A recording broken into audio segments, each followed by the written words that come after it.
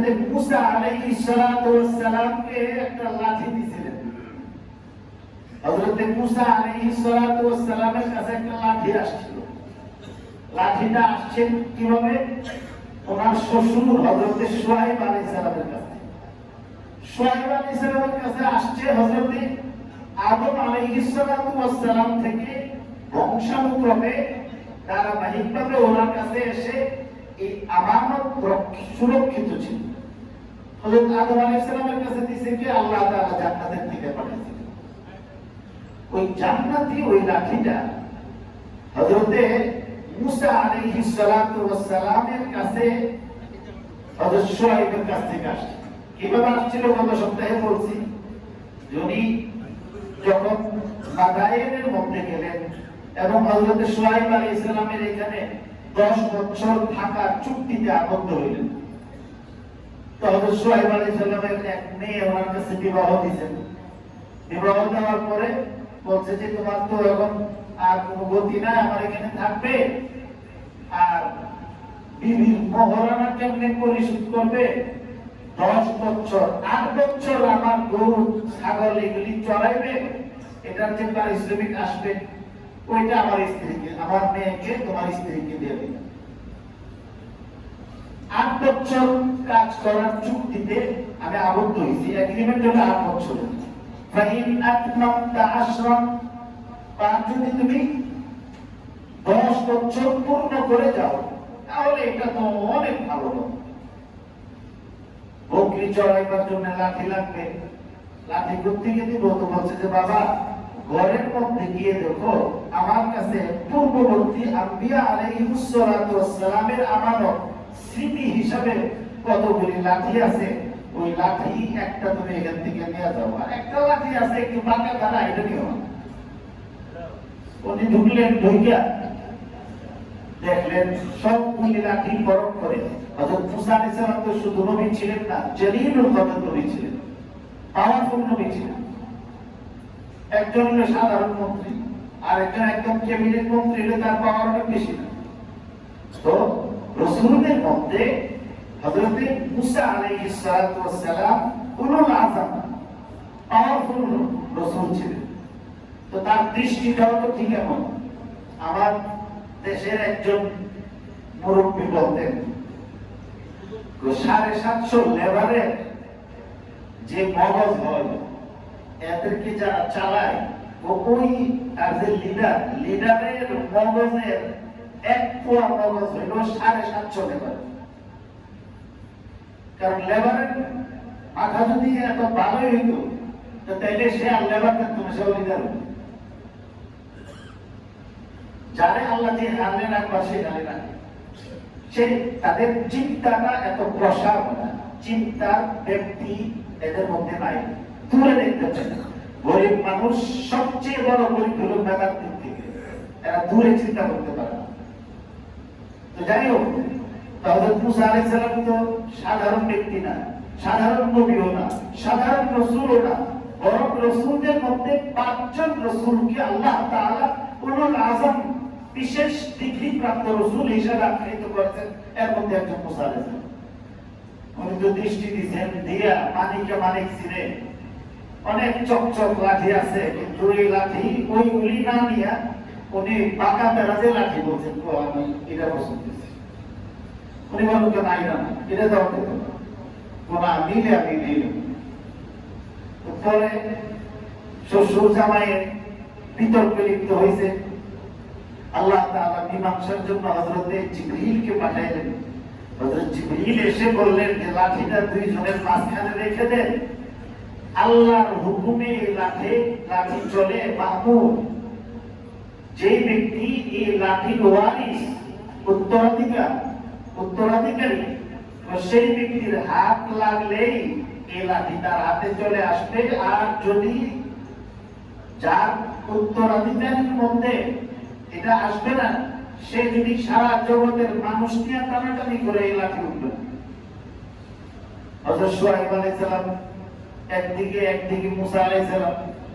তো সাধারণত কম বয়সের আর মুরব্বী 2 জন একসাথে যদি কোনো কাজের মধ্যে যায় তো জোয়ানরা বলে কি চাচা আপনি মুরব্বী মানুষ, আপনি আগে দেন।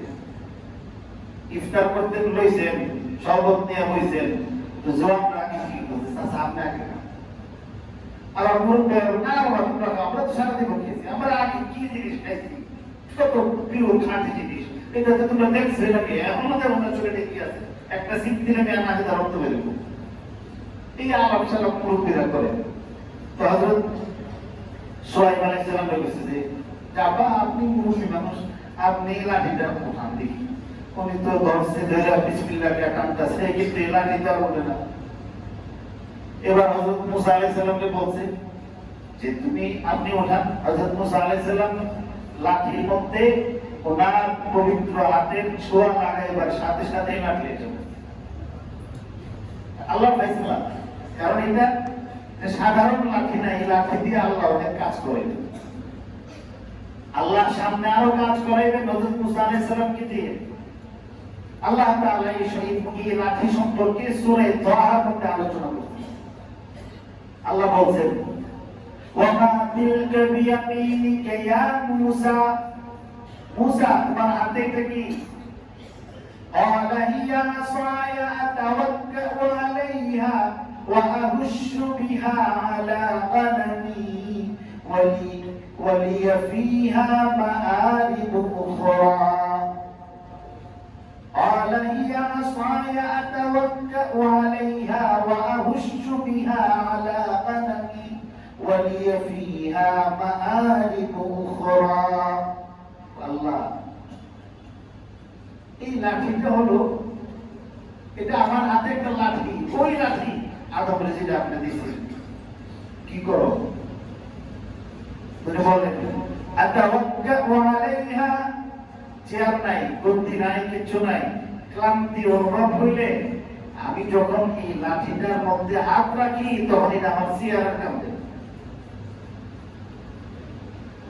ওয়া আহুশু বিহা আলা গানামি, আর আমার বকরিগুলো ঘাস খাইতে খাইতে নিচে যদি ঘাস না পায়, ডালা যদি উপরে থাকে, যত উপরে ডালা হোক, লাঠিটা এভাবে দিলে এই লাঠি একদম উপরের ডালা থেকেও পাতা পাইরা আমার বকরিকে খাওয়াইতে হবে।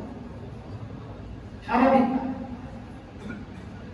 এভাবে দিলে যত বড় ডালাই হোক ডালা থেকে পাতা পাবে। একটা লাঠি 10 হাত লম্বা গাছের 12 হাত লম্বা ডালা লাগার থেকে এভাবে পাতা পারে কিভাবে? আল্লাহ পাক রব্বুল আলামিন এই লাঠির মধ্যে এই কুওয়াত দান করেছিলেন। আর আল্লাহ তাআলা হযরত মুসা আলাইহিস সালাম নবী হিসেবে তার হাতের মধ্যে মুজিজা দান করেছিলেন। আল্লাহর কুদরতে হযরত মুসা আলাইহিস সালাতু ওয়াস সালামের মুজিজা হিসেবে অলৌকিকভাবে সম্পূর্ণ লৌকিকতার মধ্যে এই খেদমত আঞ্জাম দিতে পারছিলেন। আবার এই লাঠিটার কি বৈশিষ্ট্য? ছেড়ে দিলে এটা সাপ হইত। কত বড় সাপ হইত! ফেরাউনে 400 বছরে হাঁচিও দিছে না, জ্বর সর্দি কাশি কোনো রোগ হইছে না। এই জন্য তো সে নিজের মাহবুব দাবি করছে, কারণ আমি যদি মানুষ হইতাম 400 বছরের মধ্যে একটা হাঁচিও দিলাম না, কোন রোগ হলো না, আমি তোর মতো না, আমি তোর মাহবুব। নাউযুবিল্লাহি মিন যালিক। সে বলছে আনা রব্বুকুল আ'লা। কেন বলছে? হযরত মুসা আলাইহিস সালাম যখন তার কাছে গেছিলেন, বলছে তুমি যে আল্লাহর নবী, আইডেন্টি কার্ড করো। আমাদের দেশে বিদেশ থেকে যখন রাষ্ট্রদূতরা আসে, রাষ্ট্রপ্রধানের কাছে আগে নিজের পরিচয় পত্র পেশ করে, তো তুমি যে আল্লাহর প্রতিনিধি, তোমার পরিচয় পত্র কি দেখো? এভাবে হাতের বুকের মধ্যে হাত দিয়ে হাত বের করছে, দেখিস বিশাল বড় লাইট, একদম তার চোখের মধ্যে বেঈমান লোকদের চোখের মধ্যে এটা যখন পড়ে তখন চোখ দিয়ে আর কিছু দেখে না। ইমানদারদের চোখের মধ্যে লাগলে ইমানদার খুব আরাম লাগে। একই আলো কাফের সিনে বেঈমান সিনে ইমানদার সিনে কয়টা তারাতে বন্ধ করো। আর কি আছে? লাঠি ছেড়ে দিছে, ছেড়ে দিলে তাফসীরে জালাল শরীফে লেখছে এটা সামনে অগ্রসর, এটা পেছনের দিকে যায়, আর পেছনের দিকে যাইতে যাইতে আস্তে আস্তে বড় হইতো, এবং এটা তার মজলিসের মধ্যে এত বড় হইছে যে হা করলে ফেরাউন মনে করতেছিল তার পুরা রাজপ্রাসাদটা ওই সাপের গলার ভিতরে। ফেরাউনে দেখা তার সিংহাসনের মধ্যে সে 70 বার পায়খানা করছে, মানে একদম যা আছে ছেড়ে ভরে দিয়েছে, আশপাশে কত হয়ে গেছে পেশাব পায়খানা। এরপর বলতো তাড়াতাড়ি কি তোমার লাঠি সামলাও, হাত দিছে, আবার লাঠি লাঠি হয়ে গেছে। ছেড়ে দিলে লাঠি, উপরে উঠাইলে একদম আটটাল থেকেও পাতা পাকতে পারে। ইসলামের প্রয়োজন হইলে চেয়ারের কাজ দেয়। আর যদি নদী পার হওয়ার দরকার হয়, সমুদ্র পাড়ি দিতে হয়, আল্লাহর নির্দেশে সমুদ্রের উপর পানিতে আঘাত করলে প্রত্যেক দলের জন্য আলাদা আলাদা নতুন রাস্তা বানায় দেয়। আল্লাহ বলছেন فاضرب بعصاك البحر فانفلق فكان كل فرق كالطود العظيم। মুসা আলাইহিস সালামকে ফেরাউন ধাওয়া করছে, উনি আল্লাহর নির্দেশে নীল নদের মধ্যে আঘাত করছে। আঘাত করার সাথে সাথে ওনার সঙ্গে 12টা টিম ছিল, 12টা দল। প্রত্যেক দলের জন্য আলাদা আলাদা আল্লাহ রাস্তা করে ফেরাউনের কবল থেকে ইমানদারদেরকে আল্লাহ নাজাতের ব্যবস্থা করে। রাস্তা একটা করলে ঘোরাঘুরিকে পদপিষ্ট হওয়ার মতো মানুষ মারা দেয়। এটা এই লাঠির মুজিজা ছিল, লাঠির মুজিজা। মুসা আলাইহিস সালামের উম্মতিরা বড় টেকনা ছিল।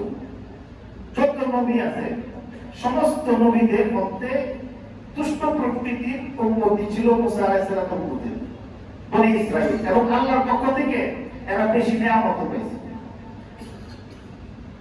কিছুদিন পরে পরে হযরত মুসা আলাইহিস সালামের কাছে একটা একটা করে আবদার নিয়ে একবার এসে বলছেন وإذ استسقى موسى لقومه فقلنا اضرب بعصاك الحجر فانفجرت منه 12 عينا قد علم كل أناس مشربهم كلوا واشربوا من رزق الله ولا تعثوا في الأرض مفسدين। قال موسى এবাদত বন্দেগীর কথা খালি বলো, পানি দিনা এবাদত পানি,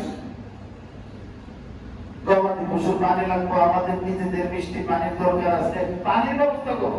খালি এবাদত করো বলি তো পানির ব্যবস্থা করো। হযরত মুসা আলাইহিস সালাম আল্লাহ তাআলার কাছে পানি প্রার্থনা করছেন। আল্লাহ তাআলা আয়াত নাযিল করেছেন ইদরিব বিআসাকাল হাজার। আরে পানির জন্য পেরেশান হচ্ছ, তোমার সামনে যে পাথরটা আছে ওই পাথরটার উপর তোমার হাতের এই কুদরতি লাঠি দিয়ে আঘাত করো। তোমার উম্মতের 12টা কুদ্রের জন্য আমি আল্লাহ এই পাথর থেকে 12টা ঝর্ণা ধারা সৃষ্টি করে দেব। হুকুম দিয়েছে ইদরিব বিআসাকাল হাজার, পাথরে আঘাত করো। তিনি আঘাত করলেন, আঘাত করার সাথে সাথেই 12টা নহর 12টা পুত্রের জন্য আল্লাহ তাআলা আলাদাভাবে প্রবাহিত করে দিলেন। এটা কি ছিল? এটা মুজিজা ছিল।